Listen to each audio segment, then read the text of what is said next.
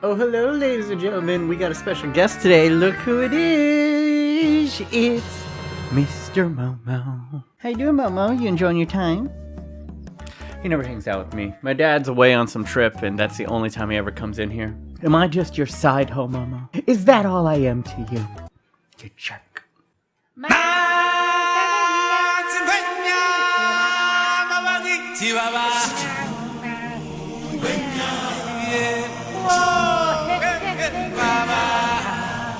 The circle of life, and it moves us all.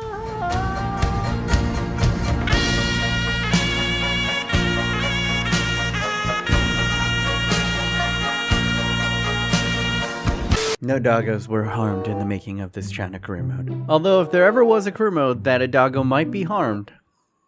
Oh, ni hao, ladies and gentlemen. Now, what about the last episode, I asked you guys, where should we be invading this season? And it was close, given the choice between USA and England. You guys went 64%. We're going to invade England. And if you haven't been catching up with this story so far, of course, we're in the Premier League. We're based in England. They gave us our little mini island we created off of their shores. If you didn't watch that episode, go ahead, click the things that'll take you to it. But essentially, they let us make a man-made island for unlimited tea as long as we're here. I know how much you bitches love tea. And here all along, England thought that things were cool. Psych, you thought. Because in today's episode, we are gonna get revenge for the Opium Wars. For you guys who don't know the story, quick TLDR version of it was essentially England back in the day really loved tea. They didn't really love paying for tea. So they came up with a good and moral solution. Instead of paying us in money, they paid us in drugs. What happened? Yes, they got a whole bunch of Chinamen addicted to opium, and once we were hooked, that's how they would pay for the tea. They gave us the opium that we were addicted to, we gave them tea, and obviously, the Chinese government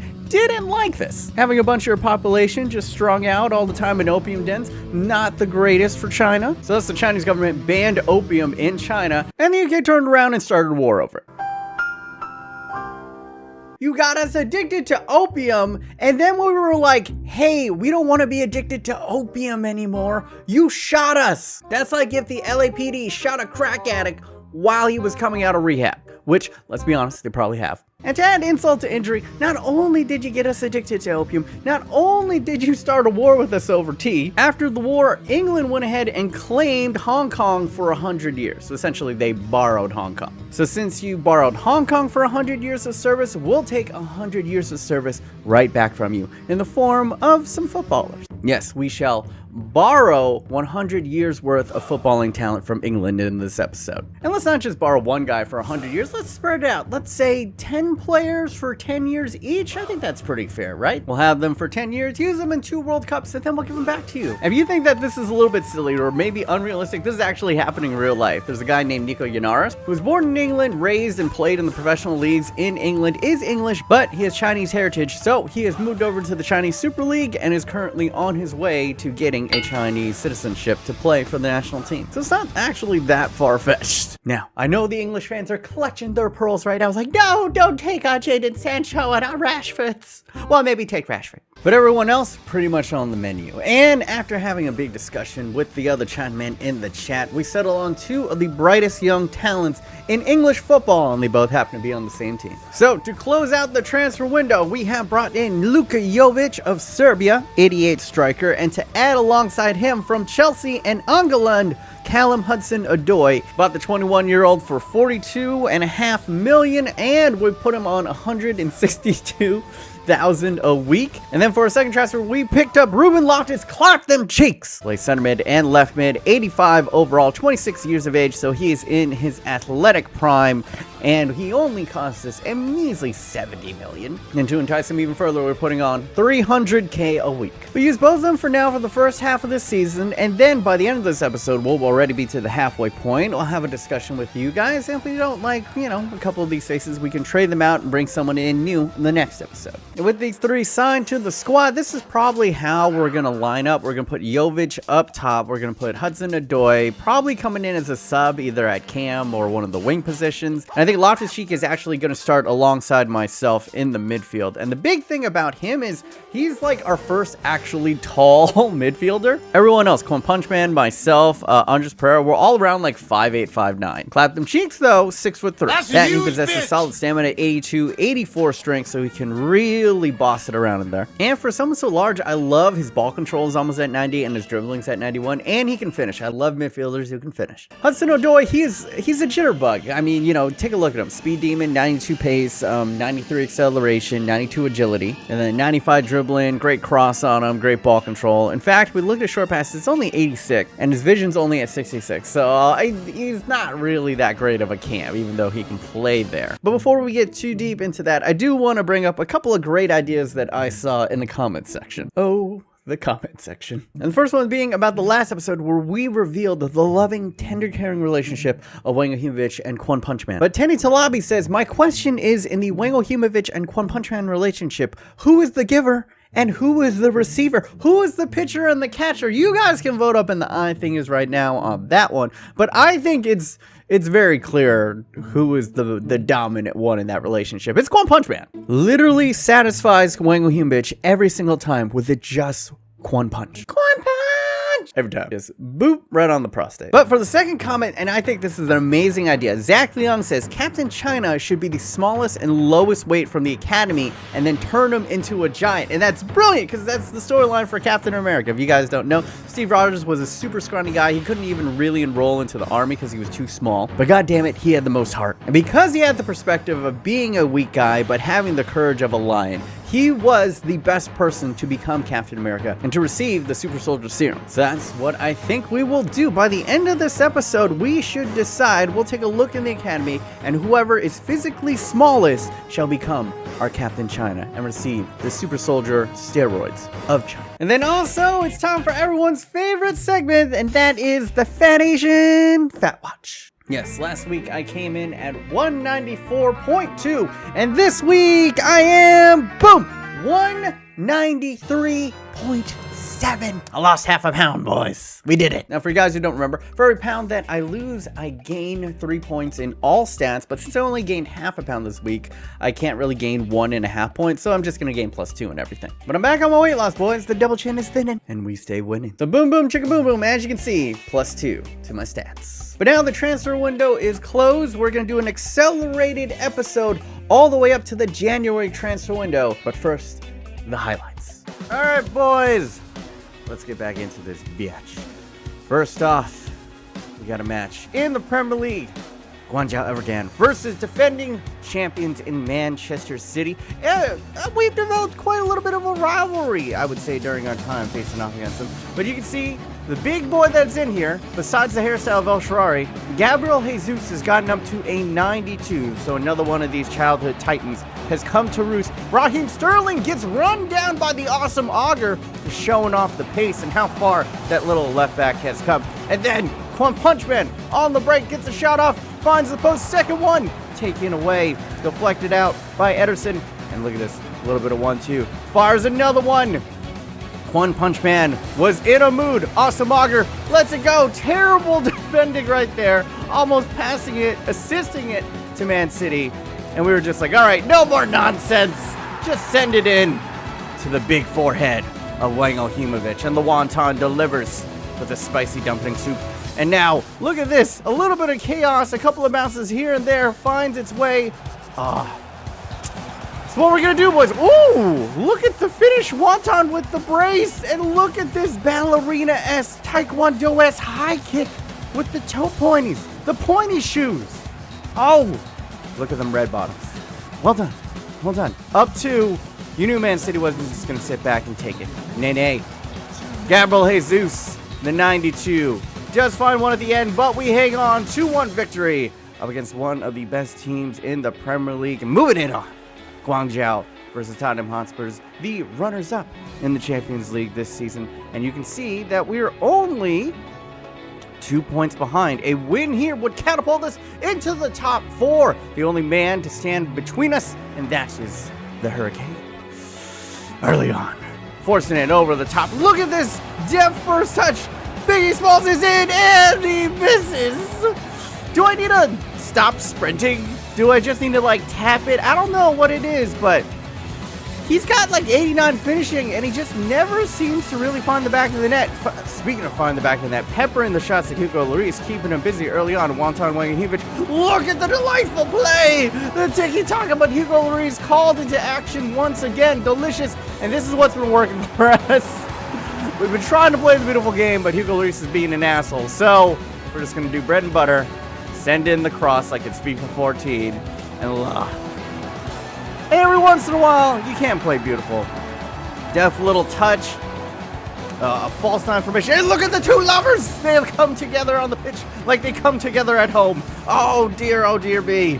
It is a celebration as Wonton getting the assist for Quan Punch Man and sending it through emphatically. A 2-0 win up against Tottenham Hotspurs. And an interesting development here in the Champions League. Yes, China's in the Champions League for the first time, but Barcelona is in a position that if they were to lose this match or draw this match, they would be out in the group stages. Barcelona fans, how you feeling?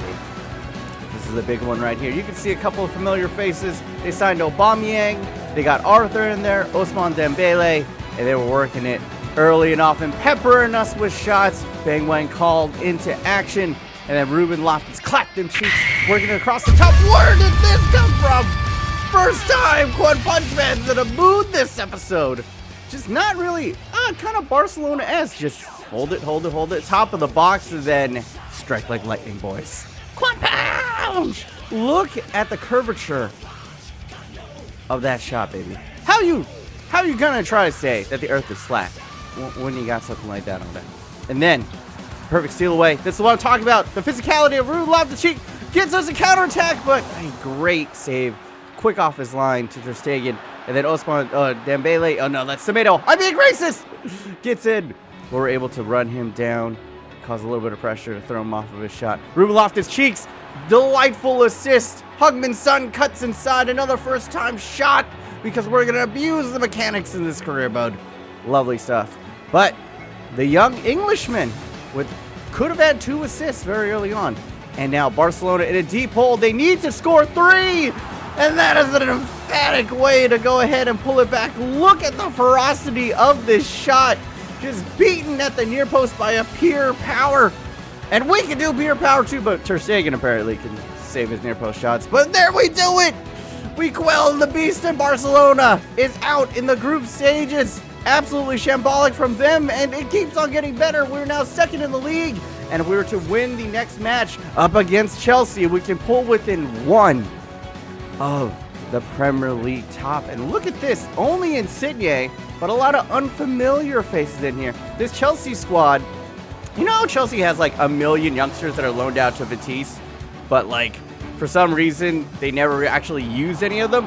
This is that team. Remember Charlie Musonda Jr., the guy that everybody used? Well, this is him rinsing my defense. Cuts inside. Beautiful deft little movement. Place it back. And then Charlie Musonda pops up again in the 14th minute.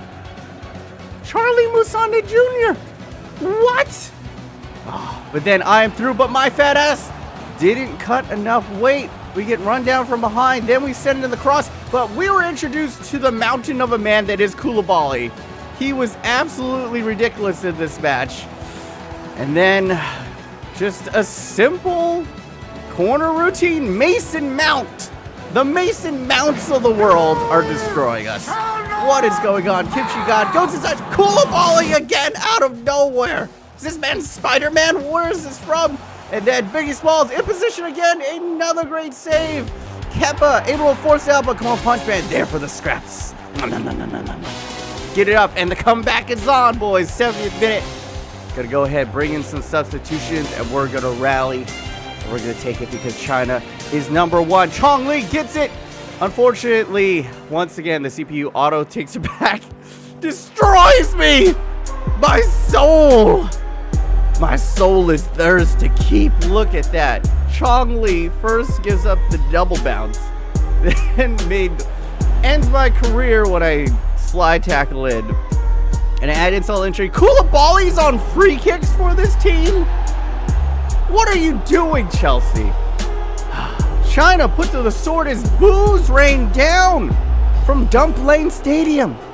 What is going on here? The fans. I thought they would be grateful that we would be in this position, but possibly the biggest match of the season, Dunzos.